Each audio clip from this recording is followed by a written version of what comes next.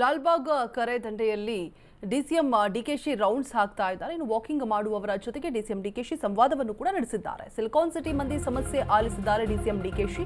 ಡಿಕೆಶಿಗೆ traffic ಸಮಸ್ಯೆಯನ್ನ ಹೇಳಿದ್ದಾರೆ ಸಾರ್ವಜನಿಕರು. ಟ್ರಾಫಿಕ್ನಿಂದಾಗಿ ಜನರಿಗೆ ಸಾಕಷ್ಟು ಸಮಸ್ಯೆಗಳು ಎದುರಾಗ್ತಾ ಇದೆ.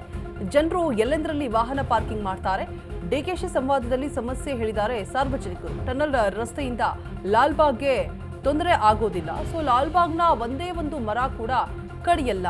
ಸಂವಾದದ ಸಂದರ್ಭದಲ್ಲಿ ಸಾರ್ವಜನಿಕರಿಗೆ ಡಿಸಿಎಂ ಡಿಕೆಶಿ ಭರವಸೆಯನ್ನ ಕೊಟ್ಟಿದ್ದಾರೆ. ಟ್ರಾಫಿಕ್ ಸಮಸ್ಯೆ ಆಗ್ತಾ ಇರುವಂತಹ ಟ್ರಾಫಿಕ್ ಸಮಸ್ಯೆಯ ಬಗ್ಗೆ ಸಾರ್ವಜನಿಕರು ತಮ್ಮ ಅಳಲನ್ನು ತೋಡ್ಕೊಂಡಿದ್ದಾರೆ. ಡಿಕೆಶಿ ಜೊತೆ ಸಂವಾದ ಇರುತ್ತೆ ಆ ಒಂದು ಸಂದರ್ಭದಲ್ಲಿ ಹೇಳಿರುವಂಥದ್ದು. ಹಾಗೆ ಮರಗಳನ್ನ ಕಡಿಯೋದಿಲ್ಲ, ಹೇಗಿರುತ್ತೋ ಹಾಗೆ ಇರುತ್ತೆ ಅಂತ ಹೇಳ್ಬಿಟ್ಟು ಸಾರ್ವಜನಿಕರಿಗೆ ಭರವಸೆಯನ್ನು ಕೂಡ ಕೊಟ್ಟಿದ್ದಾರೆ.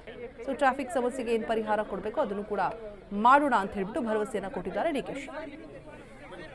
ಬಗ್ಗೆ ಸುಮಾರು ಜನ ಸುಮಾರು ಏರಿಯಾದಿಂದ ಬರ್ತಾರೆ. ಇಲ್ಲಿ ಏನಂದ್ರೆ ಪೊಲ್ಯೂಷನ್ ಫ್ರೀ.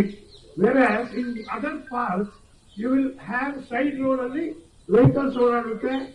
ಇಲ್ಲಿ ಅದೊಂದು ಭಾಗ್ಯ ನಮಗೆ ದೇವರು ಕಲ್ಪಿಸ್ಕೊಟ್ಟಿದ್ದಾನೆ. ಅದನ್ನ ಸ್ವಲ್ಪ ಇವಾಗ ಆರ್ಟಿಕಲ್ಚರ್ ಅವರು ಎಲ್ಲರಿಗೂ ಹೇಳಿ ಸ್ವಲ್ಪ ಡೆವಲಪ್ ಮಾಡಿದ್ದಾರೆ ಆಲ್ರೆಡಿ.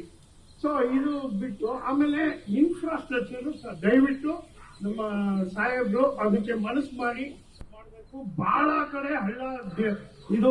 ನಾನು ಯಾಕೆ ಈ ಪ್ರವಾಸ ಮಾಡ್ತಾ ಇದ್ದೀನಿ ಅಂದ್ರೆ, ಇವತ್ತು ಲಾಲ್ಬಾಗ್ ಬಂದಿದ್ದೀನಿ, ನಾಳೆ ಜೆಪಿ ನಗರಕ್ಕೆ ಹೋಗ್ತಾ ಇದ್ದೀನಿ. 18ನೇ ತಾರೀಕು ವೆಂಗಯ್ಯ ಕಿಸ್ವ ಪಾರ್ಕ್ ಟಿಸಿ ಪಾಳ್ಯ ಅಲ್ಲಿ ಹೋಗ್ತಾ ಇದ್ದೀನಿ.